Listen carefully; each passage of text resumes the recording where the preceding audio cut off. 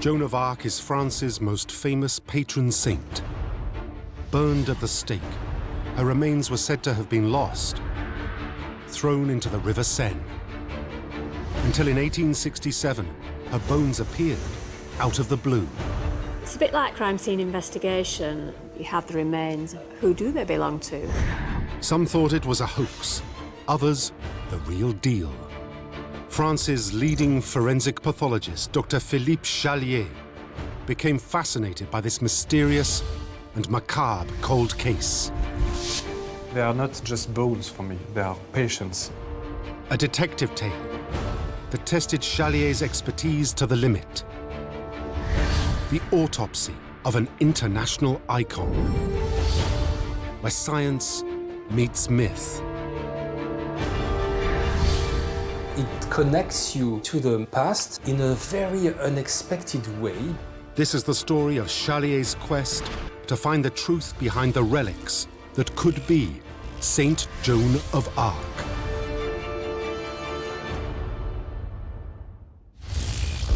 Paris, France, 2006. Dr. Philippe Charlier was a pathologist.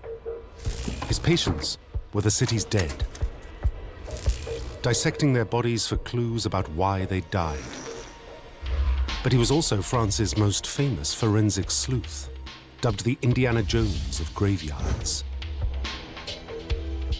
He couldn't resist the coldest cases, long-dead kings, queens, and mistresses, whose deaths were shrouded in mystery.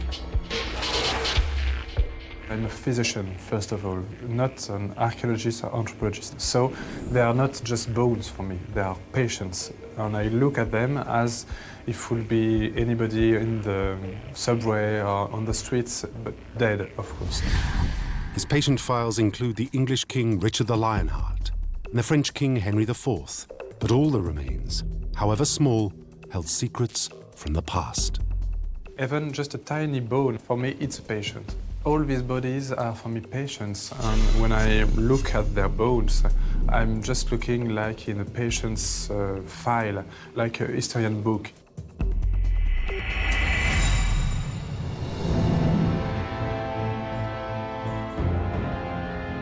Charlier was destined to become a myth hunter, and it all began on a trip to the Italian city of Pompeii when he was just 7 years old. A volcano had erupted in 79 AD, burying buildings in boiling ash. People were frozen in time.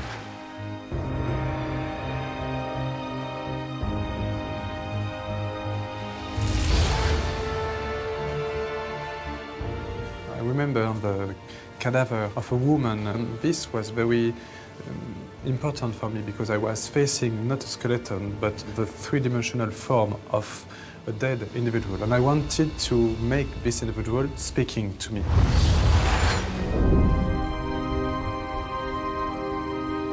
By 10 years old, Charlier had found a human skull, someone who died some 1,300 years before.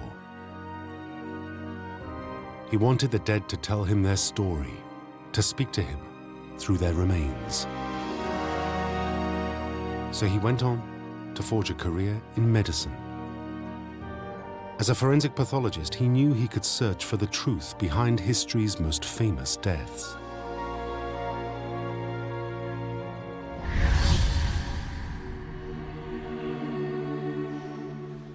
In 2006, Charlier had just closed his latest case. He was returning the medieval remains of a king's mistress to a provincial museum in Chinon, central France, when by chance he spotted his next patient. 50 centimeters close to these remains were the relics of the so-called Joan of Arc. Charlier had discovered a long-forgotten box of bones, but these were no ordinary remains. Legend said they belonged to France's patron saint, Joan of Arc. But how did they find their way to Chinon?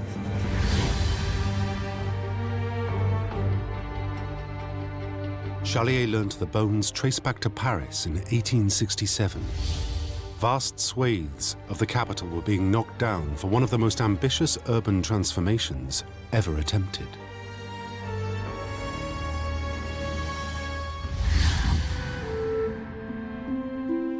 Dr. Charlier wanted to know where they'd come from and found out that in 1867 the attic of a pharmacy had been cleared out and these remains had been found. Near the Place de la République, a pharmacist was clearing his shop's attic before demolition when he claimed to make an extraordinary discovery.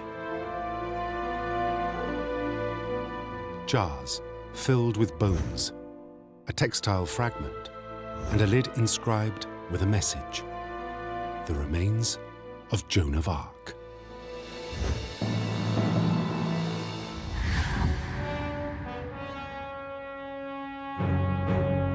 The Catholic Church took an immediate interest. The Roman Catholic Church had the remains examined to see whether they could tell whether they were Joan of Arc's. They sort of accepted that they were, but it wasn't a definitive conclusion. The clergy took the remains to Chinon for safekeeping, where they eventually landed up in the local museum. So these relics were then left on a shelf for nearly 150 years until they were rediscovered by Charlier. Charlier had little evidence to work with. A broken piece of human rib, a fragment of vertebrae from a spine, the end of a cat's thigh bone, a curious scrap of fabric, and what looked like lumps of charcoal. He faced one of his most difficult investigations, and he'd need a crack team if he was to solve the case. It's a bit like CSI, crime scene investigation, using a whole range of different experts, many different methods of analysis to determine whether, in this case, relics belong to Joan of Arc. Yes, it was interesting to study these bones, which were absolutely black and that could have been burned. The blackened bones instantly reminded Charlier of the history lesson every French child learned in school. Joan of Arc is a peasant girl, and she emerges out of nowhere, really, of almost total obscurity, and erupts onto the historical scene in the most unexpected of ways. She starts to hear voices, and these voices are those of the saints. The voices tell her that she is the Virgin who will save France, and that her mission is to ensure that the true King of France, who is the Dauphin Charles, will become crowned.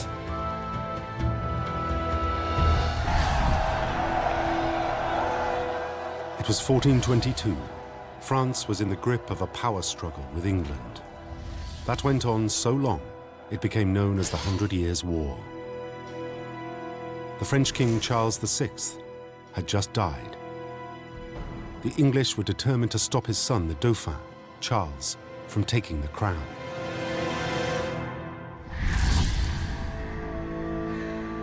In 1429, Joan rode to the Dauphin's court at the fortress of Chinon. She told the French prince of her quest to defeat the English, hand him the throne, and restore peace. We don't know exactly what she told the Dauphin in secret. What was the sign that she gave which convinced him and many of them that she was the true Virgin who was going to save France? Whatever she said, it worked. Joan became his military advisor. She was just 16 years old. She seems to be quite willing to adopt the role of a warrior. And this is very unusual. She is someone who seems to be able to take on military command. She bears a banner, a standard, which is her emblem and symbol. She thwarted the English armies in battle and saw the Dauphin crowned King Charles VII of France. But a year later, in 1430, in the midst of a battle, Joan was captured by pro-English French troops. Then betrayed by her king, who refused to pay her ransom. Charles VII knew she'd become a dangerous liaison. The church was convinced the voices she heard weren't the saints, but the devil.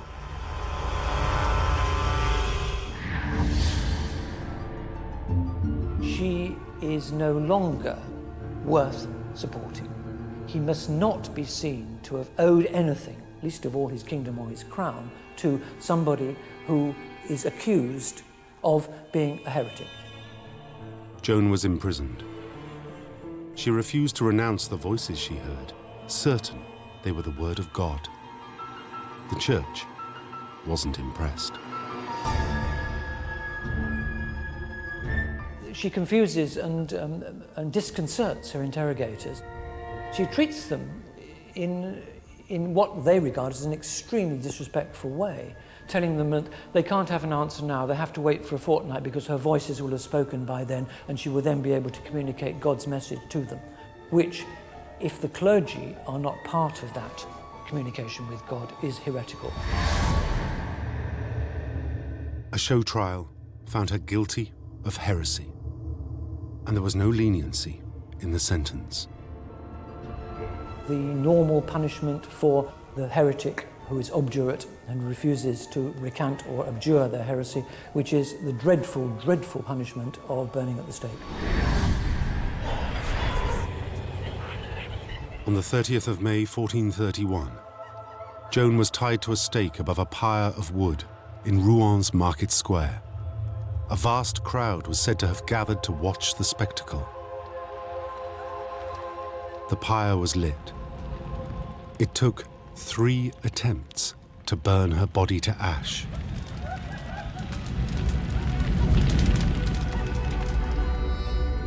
What was remaining of the poor girl was deposited as ashes into the River Seine. It was highly important that there should be no relics left.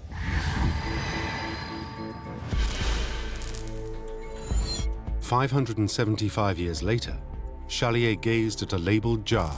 It said, 'Remains found under the pyre of Joan of Arc, Virgin of Orleans.' Could her body have survived the fire? For Philippe Charlier, this was the opportunity of a lifetime, to examine relics rumoured to be France's most famous daughter.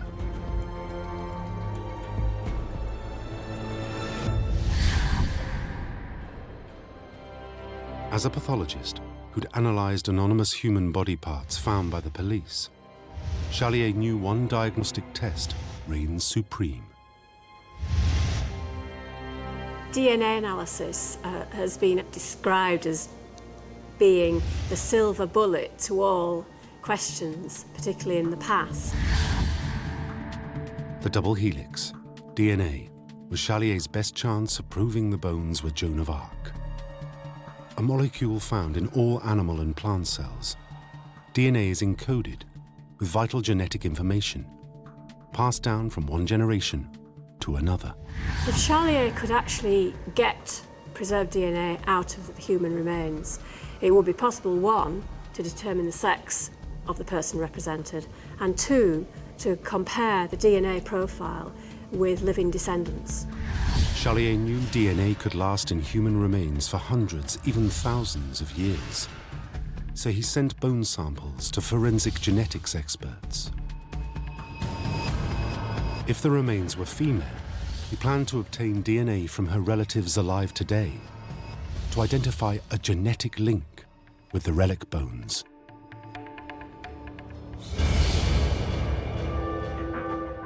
DNA analysis has really been around only about 25 years for looking at archaeological skeletons. 1989 was the first time DNA was extracted from bone. History Hit is an award-winning streaming platform built by history fans for history fans. Enjoy our rich library of documentaries covering key events and locations of the medieval period. History Hit's medieval offering features leading historians such as Dan Jones, Eleanor Janega and Kat Jarman. Not only that, but we've a rich library of audio documentaries covering every period of history through our network of podcasts. Sign up now for a free trial, and Chronicle fans get 50% off their first 3 months. Just be sure to use the code Chronicle at checkout. Charlier awaited the results. If the bones were male, it'd mark the sudden end to his quest. Would have been a male, we would have concluded that these remains were absolutely not these of Joan of Arc. Then Charlier got the call. It was bad news. The scientists had failed to extract any DNA. His plan to test her relatives for a genetic match now lay in tatters. The reason why there was no DNA was a mystery. But was it possible intense heat, like a burning pyre, could have destroyed it? So there are two reasons why the DNA wouldn't have survived, and that would be that it didn't survive full stop, or that it was destroyed. It's very unlikely to get preserved DNA out of bone that has been cremated. Charlier suspected high-tech science might not give him the breakthroughs he'd need to crack this cold case. To unravel the mystery of the relics of Joan of Arc, he knew he'd have to think outside the box. He had a radical idea, something never attempted before. And he'd need one of France's most highly trained noses. I am a perfumer, I create perfumes, I smell so many things in life, and I have a passion for nice odors like flowers, fruits, spices, woods, etc. And suddenly you have someone calling you and say, "Oh, hello Jean-Michel, I am a doctor, I work in a hospital, and I am investigating on the supposed relics of Joan of Arc. Can you help me?" I wanted to use noses of perfumers, which are professional noses and quite artistic one also, in order to smell these remains and to know if they have been burned or not. To smell the relics, to see if there's evidence of burning, I think is wonderful. Use any test you can.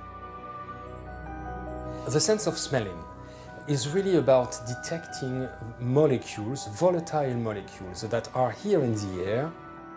Sometimes quite a few molecules are enough to be detected. They come into your nose, and your nose captures them and sends an olfactive information to your brain.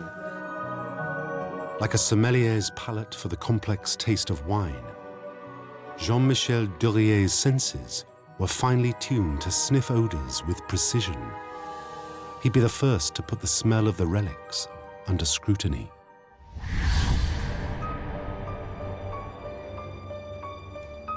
He met Charlier at the hospital laboratory. Some of the bottles hadn't been opened for at least 30 years. Charlier hoped the scent would be concentrated enough for a result.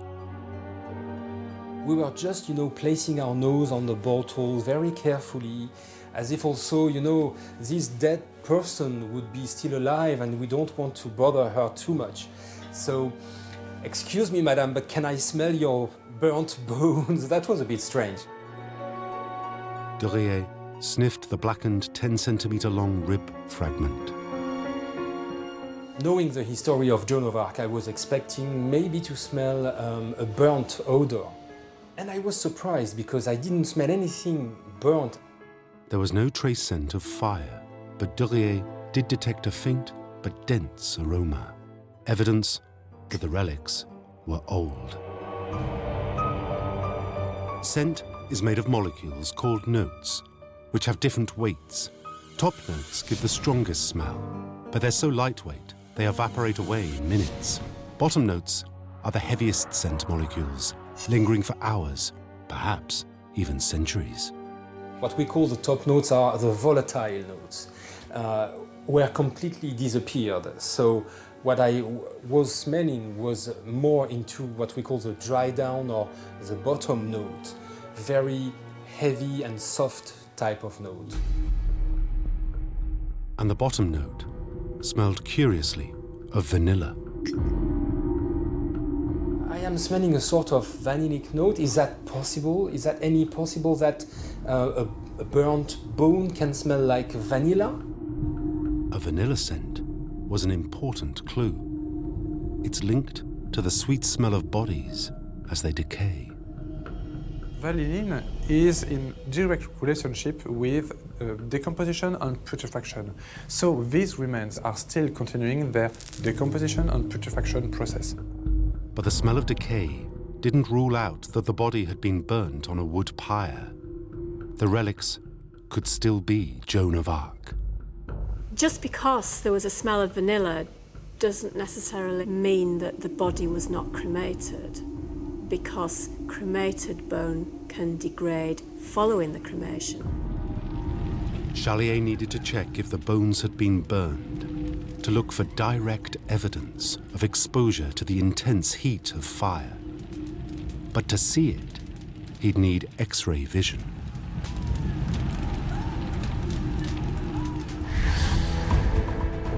He called on radiologists to put the relics through their CT scanner, normally used to analyze living bodies, organs, and tumors. It's an X-ray technique. It produces slices, which are images through the object or the body, and then those images are then reconstructed into a 3D picture. Charlier wanted to scan the bone fragments from different angles to generate a 3D model of the bones, revealing the inside and the outside surfaces in minute detail. And he had a clever idea how to identify any evidence of burning on the relics. Dr. Charlier did have control samples, particularly from victims of burning, so that he could actually compare what he saw in the relics with the modern victims. The body is cremated on public places or in a car, in private place. It's much more close to Joan of Arc death process.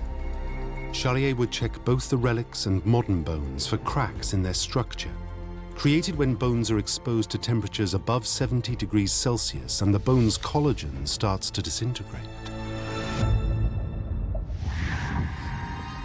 What we wanted to know if these remains have been burnt with the identification of little fractures or trauma. The 3D models were generated on screen, and Charlier had his answer. We saw that there were absolutely no cremation sign on the screen. The results suggested the relics had not been burned, but Charlier wondered if the Joan of Arc legend could explain why.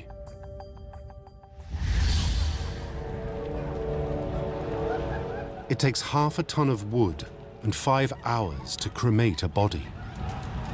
And the history book said it took 3 attempts to burn Joan of Arc's corpse.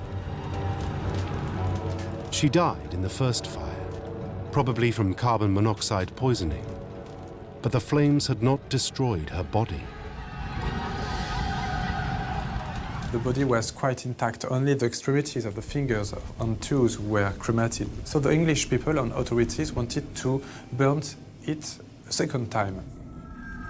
A second pyre was lit.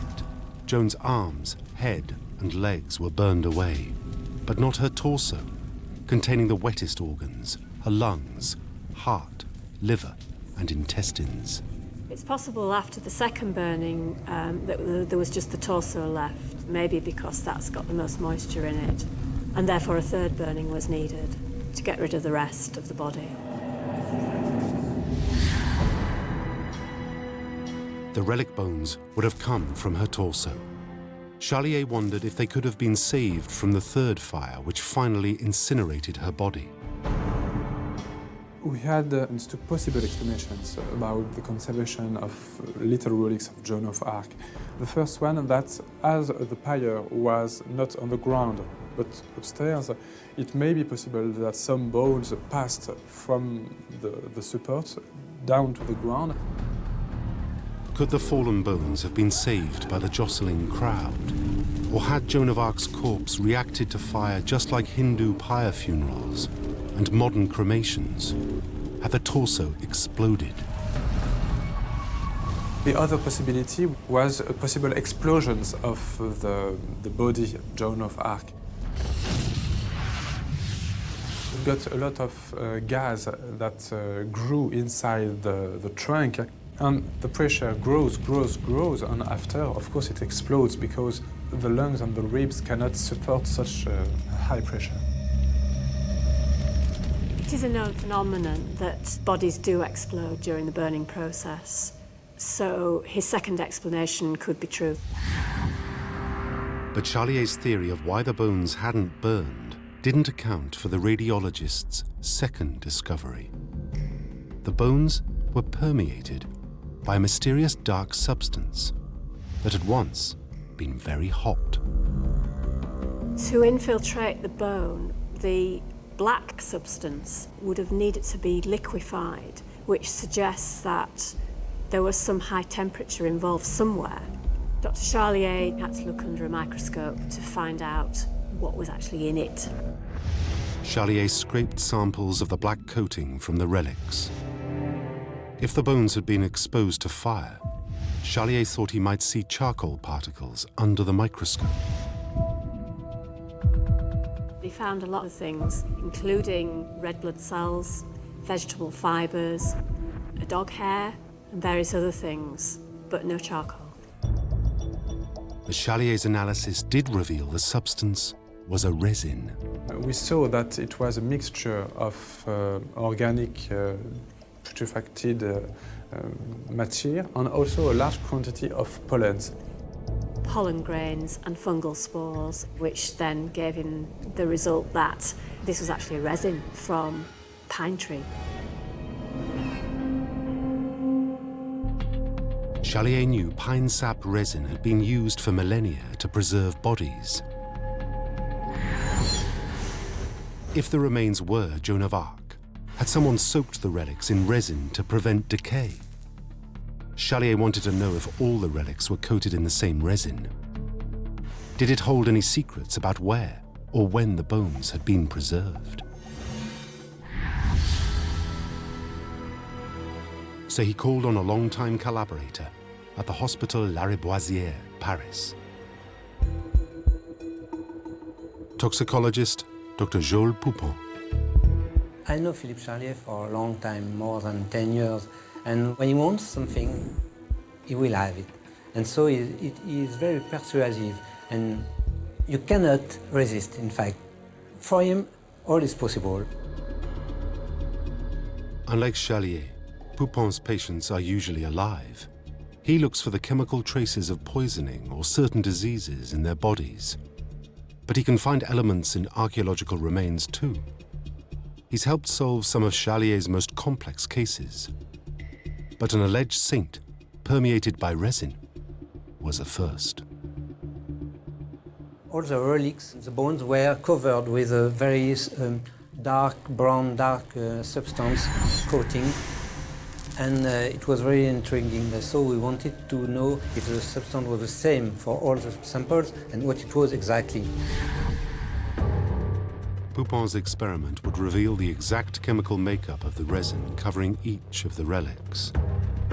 Were they all coated with the same substance? They also put in 2 lots of control samples, one of which was 2 bones from modern cremations, and the other was a piece of dried skin. Charlier demanded absolute secrecy about the case. Poupon wasn't to breathe a word. I didn't know who were working on it, and so we were supposed not to talk about it to the press or the media. To identify the elements in the resin, Poupon had to dissolve the samples in acid, heated to 5,000 degrees. So you put your sample with the acid in the microwave, you heat, and all is dissolved. Not exactly the same used in your kitchen, but the principle is the same. Then Poupon ran the liquid through his mass spectrometer, which would identify and count the atoms in the samples. Charlier wanted the results straight away. You know, Philippe Charlier is very impatient, and especially for this kind of very important study, he wants to know very quickly the results. So he phoned me and Joël, what are the results? I need it tomorrow. The outcome was clear. Poupon proved the relics were all coated with the same resin. But this group included the anonymous skin fragment too. It seemed there were 2 different groupings according to his analyses. One was the modern cremations, and the second grouping was the relics and the skin sample. The relics and the skin sample were loaded with the metals iron and phosphorus, further proof the bones had decayed, not been cremated. So the high levels of phosphorus and iron in the relics and the skin indicates the decay process that goes on in the muscles and skin. The modern bones had a different chemical composition. There was no link with the relic resin. Now, Charlier revealed the source of the skin fragment.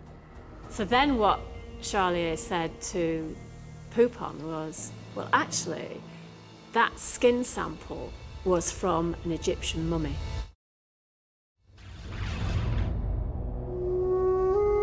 Charlier had sent the skin sample to test a secret idea, that the relics were coated with a resin recipe invented by the ancient Egyptians. He was right. It was a major breakthrough in the case. The blackish mixture was, of course, bitumen and kind of balm deposed during the balming process. These results confirmed us that we had a kind of unity. The coating was exactly the same for all the samples.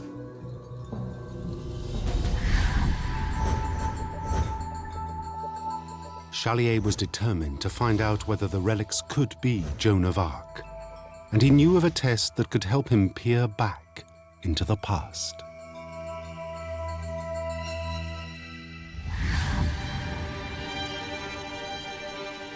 Zurich, Switzerland.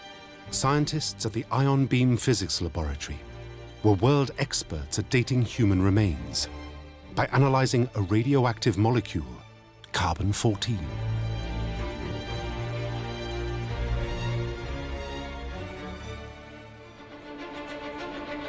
In a way, we are radioactive just by nature. Our atmosphere, our planet is exposed to cosmic radiation, and these high energetic cosmic particles finally ends up in all living organisms, also in our body. Carbon-14 is found in every cell in our bodies, and as soon as we die, it works like a ticking clock. Because it's radioactive, carbon-14 decays at a known rate. So scientists would count the number of the molecules left in the relic bones to tell Charlier when the person had died. We wanted to know, of course, the datation of the relics. We wanted to know if it had exactly the same period as Joan of Arc. As soon as we die, we can't replace the C14 atoms anymore. And at that moment, the clock starts running. And from this, we can calculate directly the age. The cleaned sample material, we first burn it to carbon dioxide, purify the gas, and then we reduce it again to graphite. And this little graphite powder is pressed into these bullets. The bullet-like capsules were loaded into the accelerator. Charlier wanted to find out if the relics were medieval or not.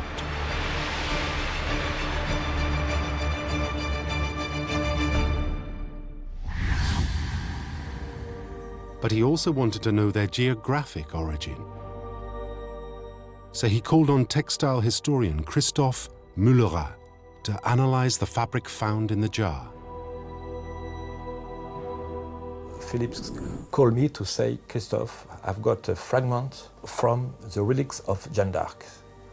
He wants to extract the more information possible from everything. It'd be one of the most perplexing cases Moulerat had ever faced.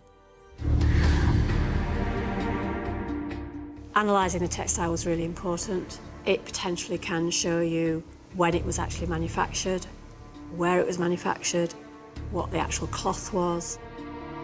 He had just a small scrap of fabric to analyse, which was coated on one side with the embalming resin found on the bones.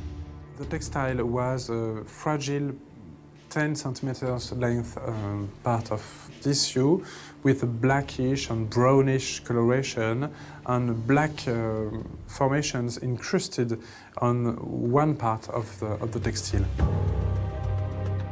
Moulerat wanted to know what the material was made of, then its thread count, to see if it matched medieval fabrics. So when I study the thread, I find it's linen, but the material was very fine also, very good quality. When I make the count of the thread, I find 24 centimeters. The fabric was flax linen with 24 threads per centimetre square, a fine fabric, widespread in Europe for the last 1,000 years. But as he looked under the microscope, something strange caught Mulharat's expert eye. He knew that from the 7th century, European thread was twisted in a Z direction, but the relic thread had an opposite twist, like an S.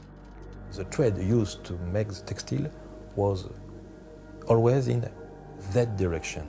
And in this textile, it's S. It's opposite direction. So it's very strange. He expected a Z twist to the thread and he found an S twist. So he had to start thinking where that textile might have come from. There was no match with European-made fabric, but Mulharat had seen this twist before. All the textile from the Middle East, all the material is in S direction. Could the fabric have been exported to France from the Middle East in the 15th century? Could the strange cat femur found in the relics give any further clues? Charlier had heard that in the late Middle Ages, some people believed the devil could transform himself into a cat.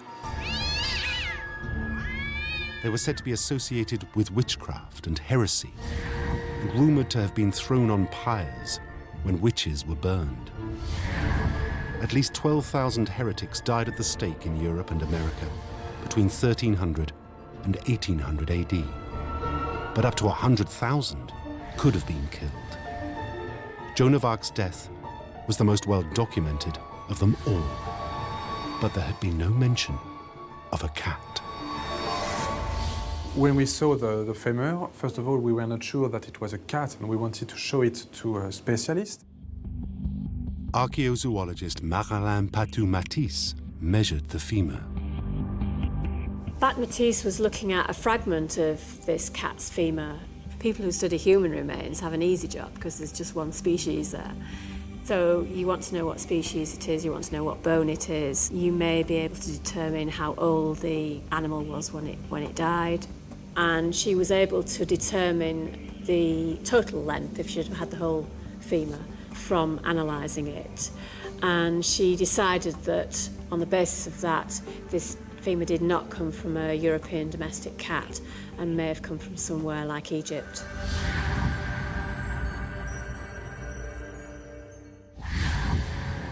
It took 4 weeks for the carbon dating team to complete their tests and to analyse the data.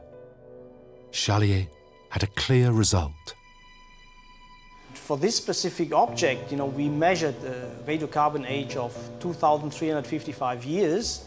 This goes back in the ancient times. It was from the 7th century to the 3rd century before Christ. The bones were between 1,000 and 600 years older than the date when Joan of Arc died. The question mark that hung over the relics led to one answer. They were a fake. These remains are not these of Joan of Arc. Joan of Arc existed, but her remains are not in the glass jar. So we now have the final results of the analysis of these relics, that they don't belong to Joan of Arc. But who do they belong to? The cat femur was from a large breed found in Egypt, and the fabric twist linked to the Middle East. The bones had been embalmed with a resin just like the recipe used to embalm ancient Egyptians. And the carbon date proved the person lived in late antiquity, the time of the last pharaohs. All the evidence suggested Charlier's patient was an Egyptian mummy. If these remains are not the good one, it's much more interesting to know when it was created, from which artifact, and what was the manner of making this forgery. For Charlier, his investigation was far from over. He was determined to get to the bottom of why this elaborate forgery had been made. Charlier had been drawn into the mystery by the handwritten label, proclaiming the relics were Joan of Arc. Could the text and the glass jars give up the last clues he needed to wrap up the case? Antique expert Robert Montaigu took a look. The cover is still intact with an inscription on it. It's a kind of parchment with an inscription handmade on it. Reste trouvé sous le bûcher de Jeanne d'Arc, pucelle d'Orléans. The text read, "Remains found under the pyre of Joan of Arc, Virgin of Orléans." The Virgin was a name Joan had used for herself in the 15th century. But the moniker had been revived by the French poet Voltaire in his 1755 poem mocking her purity. There was another clue in the glass itself. The jars were hand-blown and cut off at the base, designed in the 18th century for scientists. Perhaps not out of place in a pharmacy.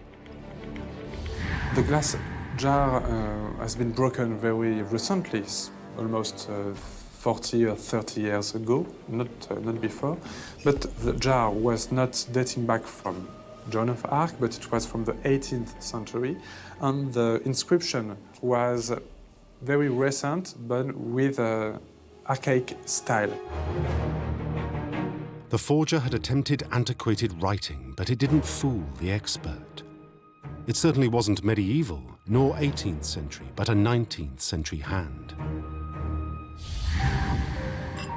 Instead of finding the relics, Charlier wondered if the pharmacist had made the forgery in 1867, putting some mummy remains in glass jars and passing them off as Joan of Arc. But why go to all of that effort?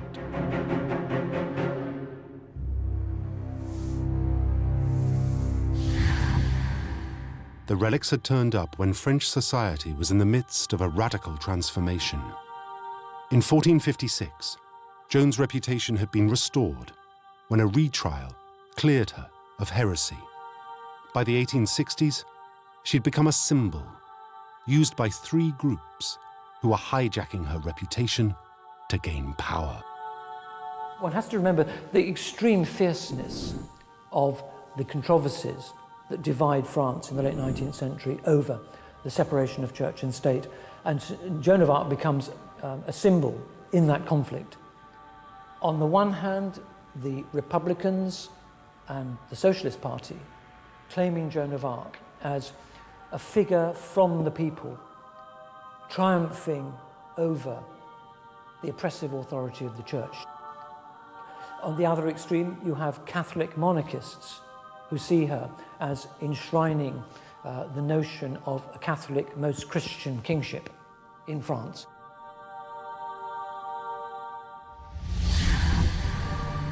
After Joan's death, a cult in her memory had developed, and by the mid-19th century, calls were being made for her sainthood. Then her remains turned up, out of the blue.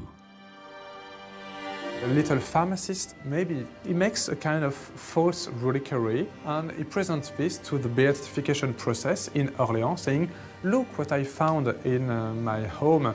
Look at that. These are the remains of Joan of Arc." The church declared the remains might be real, and they were sent to Chinon for safekeeping.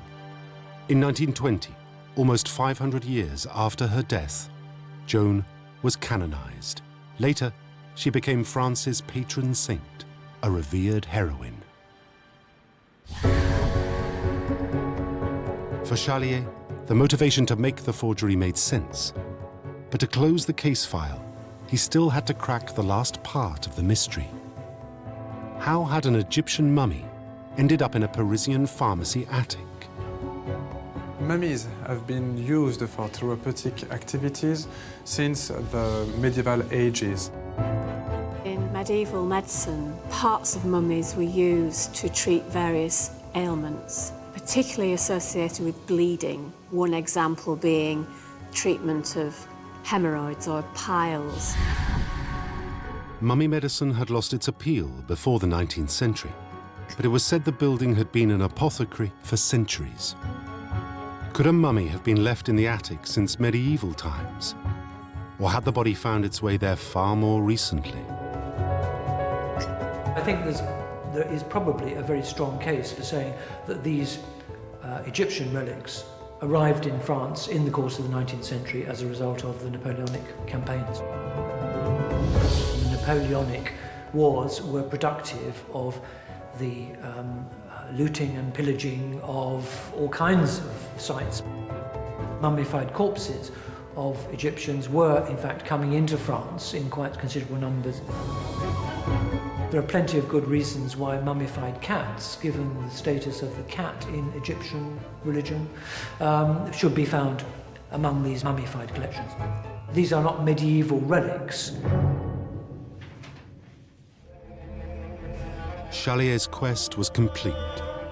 He'd identified his patient, an ancient Egyptian. The team had carried out their analysis in secret. But 1 year on, it was time to let the cat and the mummy out of the bag.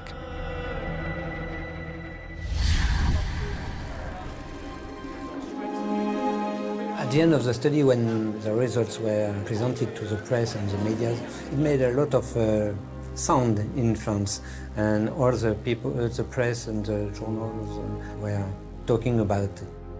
I was really expecting Dr. Charlier to find that these relics were genuine.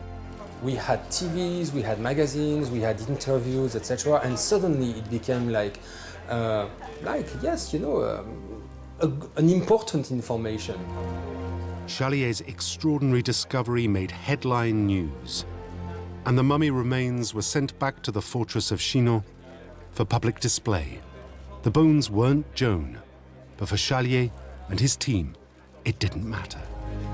We've seen from this study that you can get such detailed information from the smallest of fragments. I think showed how science can help unravel mysteries of the past. Some people were disappointed by the result of this investigation.